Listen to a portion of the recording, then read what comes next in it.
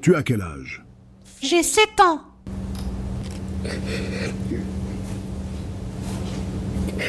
Bienvenue dans la cour des condamnés. Dans cette vidéo, nous allons vous montrer 10 adolescents américains qui ont commis des crimes horribles d'un sang-froid effrayant qui vous laissera sûrement sans sommeil. Vous êtes prévenus. Commençons par Nehemiah Griego, un adolescent de 15 ans qui a été responsable d'une fusillade de masse qui a engendré le décès de 5 membres de sa propre famille. En 2013, Nehemiah a tué ses parents ainsi que ses 3 petits frères avec 2 armes différentes. Il a tué sa mère, son frère et ses 2 sœurs qui pleuraient sans cesse à l'aide d'un fusil d'assaut. Mais ça ne s'est pas fini là. Nehemiah a attendu patiemment que son père revienne du boulot pour lui tirer à multiples reprises partout dans le corps à l'aide d'un AR-15 semi-automatique. Il a pris ses fusils et s'est dirigé vers une église. Il a aussi parlé à sa petite amie et lui a dit que sa famille est morte dans un accident, histoire de cacher un peu le tout. Heureusement, le prêtre et un détective qui étaient sur place ont senti que quelque chose ne tournait pas rond et ont appelé la police. Nehemiah a avoué après son interrogatoire qu'il avait des pensées et tordu. Il avoue avoir planifié d'abattre plusieurs autres personnes de son entourage et rêvait même de faire un combat de fusil avec la police. Mais ce n'est pas tout, car ce qui a choqué tout le monde, c'était ce qu'a fait Nehemiah dans la cour de justice. Étant mineur au moment du crime, Nehemiah allait être jugé dans un tribunal pour mineurs. Mais cette demande, faite par ses avocats, n'a pas été acceptée et il fut jugé comme un adulte, dû à l'atrocité de ses actes. En octobre 2015, il avoua qu'il avait tué sa famille de ses propres mains et pire encore, malgré la présence de sa sœur aînée qui n'était pas là au moment de l'incident, Nehemiah a ajouté ceci. Regardez. Je suis désolé d'avoir pris la vie de nos parents et de nos frères et sœurs. J'aurais bien aimé changer les choses, mais la réalité est qu'on ne peut pas. En août 2019, Nehemiah fut condamné à 3 sentences à vie concurrentes avec un minimum de 30 ans avant de pouvoir revoir son cas. Mais la réaction de Nehemiah n'avait rien à voir avec celle de Jacob Morgan, un adolescent autiste de 17 ans qui a été accusé de meurtre et de pyromanie. En 2015, Morgan a allumé un feu qui a tué son petit frère Joshua. Morgan, une fois devant son juge, a plaidé coupable du feu qui a tué son petit frère, tandis que ses parents, eux, ont essayé de le défendre du mieux qu'ils pouvaient, insistant que Morgan aimait trop son petit frère pour lui faire du mal volontairement. Sa maman Julie Hill a témoigné en disant que Morgan était endormi pendant l'incident et qu'il a essayé à plusieurs reprises de rentrer sauver son petit frère, malgré le feu, et que les pompiers et les voisins l'ont arrêté. Morgan ne fera jamais du mal à son frère. Ils ont le même handicap. La situation était compliquée. Les investigateurs pensent que Morgan était mal intentionné car il n'a pas appelé immédiatement les secours. Ils ont aussi remarqué que Morgan était fasciné par le feu et que plusieurs incidents similaires se sont produits dans le passé. Les parents de Morgan pensent que ce dernier a avoué être le coupable derrière l'incident après une longue séance d'interrogatoire qui n'a pas été enregistrée et qu'il a été forcé à dire ses propos. Le tribunal a donné son jugement. 15 ans de prison pour Jacob Morgan. Morgan s'est effondré en pleurant en entendant le verdict. Regardez. Je pense que nous sommes prêts à rendre notre verdict. Par conséquent, nous avons trouvé qu'il existe des motifs raisonnables de poursuite et que l'individu est coupable des 2 chefs d'accusation.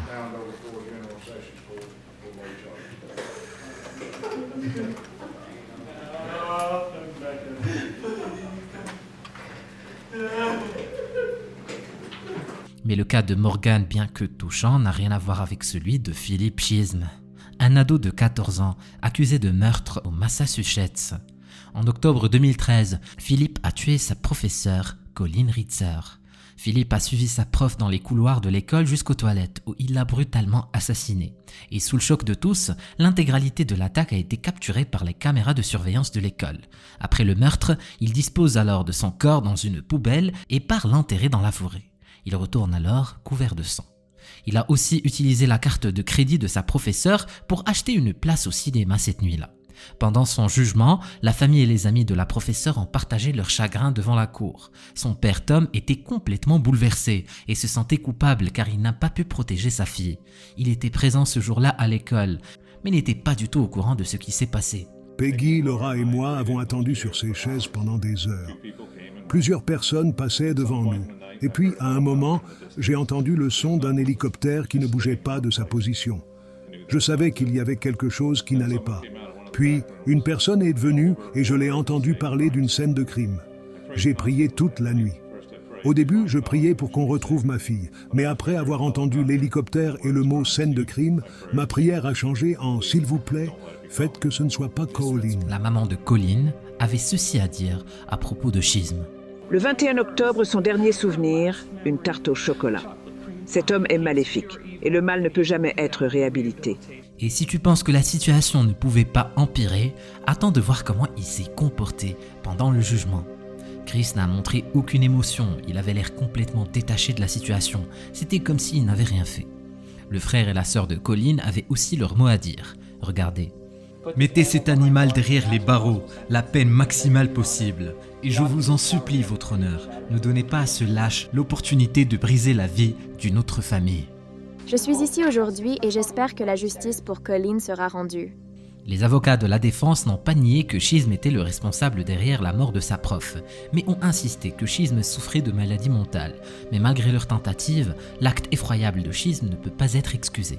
Le processus est essentiel au maintien de notre pacte social et fait partie de la Cour, du concept d'ordre et de liberté. Cette Cour imposera la peine d'emprisonnement à perpétuité obligatoire pour le meurtre et fixera une date d'éligibilité à la libération conditionnelle de 25 ans. Éventuellement, Philippe a reçu une sentence dure de prison à vie avec possibilité de parole après 25 ans. Et si tu trouves que Chisholm est allé trop loin, tu ne vas pas croire ce qu'a fait Aiden Fushi, un adolescent de 16 ans qui habite en Floride. Ce psychopathe a tué sa camarade de classe Tristine Bailey de manière atroce. L'incident tragique s'est déroulé en 2021 quand Dushi, âgé de 14 ans à l'époque, a poignardé Tristine plus de 100 fois dans la forêt. Oui, mais ce qui est encore plus dérangeant et insultant, c'est sa réaction après avoir commis son crime. Regardez.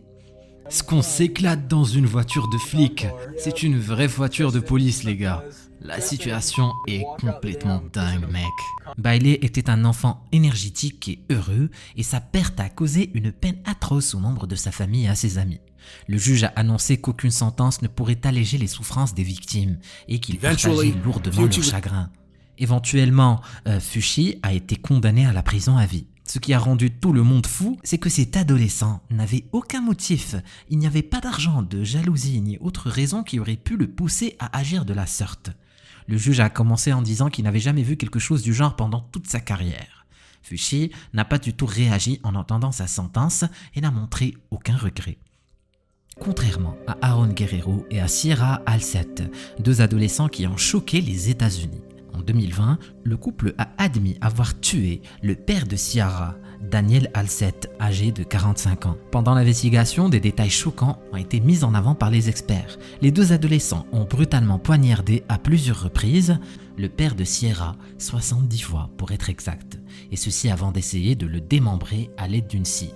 Mais on finit finalement par le brûler. Mais what? L'investigation a commencé quand le corps brûlé du père a été retrouvé dans le garage le 9 avril 2021. Sierra et Aaron ont été arrêtés et détenus quelques jours plus tard.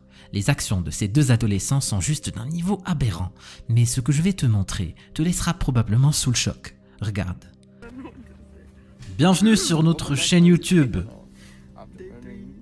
Jour 3, après avoir tué quelqu'un. Wow, ne dis pas ça devant la caméra. Ça en valait la peine. Et on a fait beaucoup l'amour aujourd'hui. Mais what? Mais est-ce que ces personnes existent vraiment? Sierra, au tribunal, avait préparé une lettre dans laquelle elle révéla que son père l'a maltraitée et abusé d'elle à tous les niveaux. Ce qui donne un motif quant au comportement de Sierra. Par contre, son petit ami Aaron a exprimé son regret et a demandé des excuses auprès de la famille de la victime. Écoutez.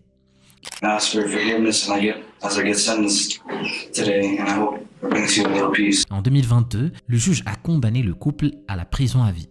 Les membres de la famille du père ont exprimé leur chagrin et leur colère quant à la situation, exprimant même qu'ils auraient aimé que le couple soit condamné à mort. Mais ce couple n'était pas les seuls adolescents à commettre un crime aussi atroce. C'est Stephen Privacki. Il n'avait que 18 ans quand il a commis un crime qui a choqué tout le pays en novembre 1998. Privacki a tué sa mère, son père, sa sœur, son frère, le petit ami de son frère et son grand-père à l'aide d'un fusil. Avant cet incident, la vie de Privaki était tourmentée et anormale. Il allait à l'école et ses amis le décrivaient comme un garçon gentil et silencieux, mais la plupart de ses amis n'étaient pas au courant de qui il était réellement.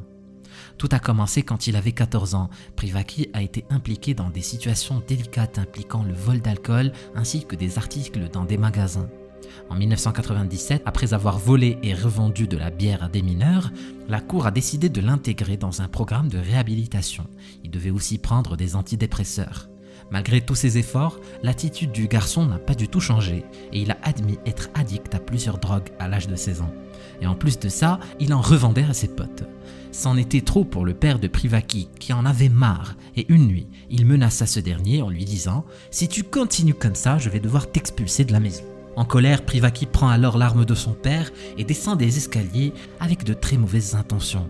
Il met une balle dans la tête de son frère pendant que ce dernier regardait la télé, puis intercepte son père et son grand-père pendant qu'ils rentraient au garage. Il monte alors à l'étage et tire sur sa mère ainsi que le petit ami de sa sœur quand ils sont rentrés à la maison. Les actions de Privaki sont les fruits d'addiction et d'abus de substances illicites, ainsi qu'un ego surdimensionné. Après l'incident, Privaki appelle un de ses amis et lui demande de l'aide à nettoyer la scène du crime, mais leur tentative de masquer l'évident n'a pas réussi et la police a rapidement été prévenue. Privaki et son ami ont essayé de fuir dans la forêt et furent éventuellement arrêtés par la police. Mais ce qui est incroyable, c'est les paroles insensées de Privaki pendant son jugement. Il dit que son frère était le responsable derrière le massacre, mais a fini par avouer sa culpabilité. Il fut condamné à prison ferme pendant toute sa vie. Mais l'histoire ne se termine pas là, car en 2010, Privaki et des détenus ont essayé de fuir la prison. Ils ont pu démarrer la voiture d'un des officiers et ont essayé de faire tomber la clôture qui entourait la prison pour se créer un chemin. Et Privaki a été tué par le pistolet d'un officier. Jasmia Kanisha Whitehead et Tasmia Kanisha Whitehead ont tous les deux été arrêtés et accusés d'avoir tué leur mère, Jarmika Yvonne Whitehead. En janvier 2010, les jumelles ont brutalement utilisé un vase pour cogner leur mère et l'ont ensuite poignardée à plusieurs reprises.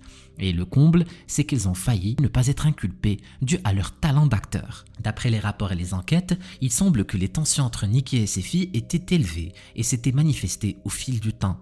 Les jumelles et leur mère auraient eu de fréquentes disputes, souvent à propos de questions de discipline et de comportement. Ces disputes auraient parfois dégénéré en altérations physiques. Les enquêteurs et les experts ont suggéré que le meurtre pourrait avoir été le résultat d'une escalade de cette violence et de ces conflits. Les enquêteurs ont découvert les incohérences dans le récit et des preuves physiques les reliant au crime, comme des morsures. En 2014, Tasmia était la première à avouer son crime et a reçu 30 ans de prison ferme. Un mois plus tard, sa sœur Jasmia a aussi avoué son crime et a reçu la même sentence. En juillet 2011, un jeune homme de 17 ans nommé Tyler Hartley a brutalement assassiné ses parents, Blake Hadley et Mary Jo Hadley. Il les a brutalement attaqués à l'aide d'un marteau pendant qu'ils étaient à la maison. Tyler voulait organiser une fête pour ses amis dans la maison, mais ses parents ont refusé. Après avoir pris de l'exta, Tyler a commencé son plan machiavélique. Il attaqua sa mère en premier pendant qu'elle bossait sur son PC portable, puis s'est tourné vers son père, qui a décidé d'intervenir. Après avoir tué ses propres parents, il cacha leur corps dans la chambre parentale et a nettoyé la scène du crime. Mais l'histoire prend un tournant encore plus macabre. Avec les corps sans vie de ses parents cachés dans la maison, Tyler a continué à organiser la fête qu'il avait prévue, invitant ses amis à l'insu de tous. Il a utilisé la carte de crédit de ses parents pour organiser la fête, pour acheter tout ce qu'il faut. Et sous l'emprise de l'exta, il a même avoué à ses amis qu'il avait tué ses parents. Et un de ses amis, Michel Mandel, a découvert les corps des parents, mais bizarrement, il n'a pas appelé la police immédiatement et a préféré passer du temps avec Tyler et a même pris un selfie avec lui avant d'appeler la police. Je pense qu'il a dû avoir peur que Tyler ne lui fasse la même chose. Told me I didn't believe him because he's been my best friend forever. I would never suspect anything like this. And I was looking around. He told me if I look good enough, I can see signs. I looked on the floor, I could see signs of blood. And that's when I went around back and looked in his parents' bed. Tyler avait un background assez dérangeant, il était addict aux drogues et avait souvent des problèmes avec les autorités. Ses parents ont essayé de l'aider mais il a refusé complètement. C'était d'ailleurs une des raisons qui l'a poussé à commettre cet acte atroce. Et comme si tout ça n'était pas assez, son attitude au tribunal m'a laissé sous le choc. Vu qu'il était mineur, Tyler ne pouvait pas être condamné à mort. Il fut plutôt condamné à vie. Les membres de sa famille ont insisté à ce que le juge lui donne la peine maximale. La maison dans laquelle s'est produit le massacre a été démolie en 2015. Le cas de Tyler pourrait être expliqué par l'usage d'Exta, mais le cas de Matthew Borge est complètement différent. À l'âge de 15 ans, Matthew a assassiné son camarade de classe, Limaniel Villoria Polino. En novembre 2016, le corps décapité et la tête de Polino a été retrouvé au bord d'une rivière par Omar Medina, un mec qui baladait son chien dans le coin. Selon les rapports, Matthew a commis cette atrocité par jalousie. Apparemment, Villoria Polino sortait avec une fille qu'il aimait beaucoup. Au tribunal, la maman de la victime, Katiuska Polino, a pris la parole en pleurs pour dire ce qui suit. Après quoi, le juge lui a donné la sentence maximale possible, la prison à vie. Jeremiah King, à seulement 16 ans, s'est retrouvé au centre d'une affaire qui a choqué les États-Unis en 2015. Lui et un groupe d'amis se sont engagés dans une série d'activités illégales allant du cambriolage de voitures au vol à main armée. C'est dans ce contexte que King a croisé le chemin de Steven Gorecki, un barman respecté de la ville, dans son propre garage. Dans un moment de tension extrême, King a fait un choix qui a changé à jamais le cours de plusieurs vies. Il a tiré sur Gorecki, le tuant sur le coup. Le procès de King a révélé un contraste saisissant entre la gravité de l'acte commis et le comportement des jeunes accusés. Durant les audiences, King et ses amis ont affiché une désinvolture choquante, souriant et ne montrant aucun signe de regret ou de compréhension de la gravité de leurs actes. Cette attitude a suscité l'indignation, tant dans la salle d'audience que dans l'opinion publique. La mère de King est intervenue, dépeignant son fils comme un adolescent essentiellement bon, mais égaré. En réponse, la procureure Marissa Colway a exposé un historique de comportement problématique chez King, soulignant des antécédents de consommation d'alcool et de substances illicites. La sentence prononcée contre King a été à la hauteur de la gravité de son crime. 25 ans de prison, la peine maximale selon son accord de plaidoyer. Le juge, en prononçant cette sentence, a mis l'accent sur l'absence de remords sincère de la part de King, malgré ses excuses formelles à la famille de la victime. Les autres adolescents impliqués ont été jugés sur des accusations moins graves. Leur plaidoyer de culpabilité suggère une certaine prise de conscience, mais ils attendent encore leur sentence.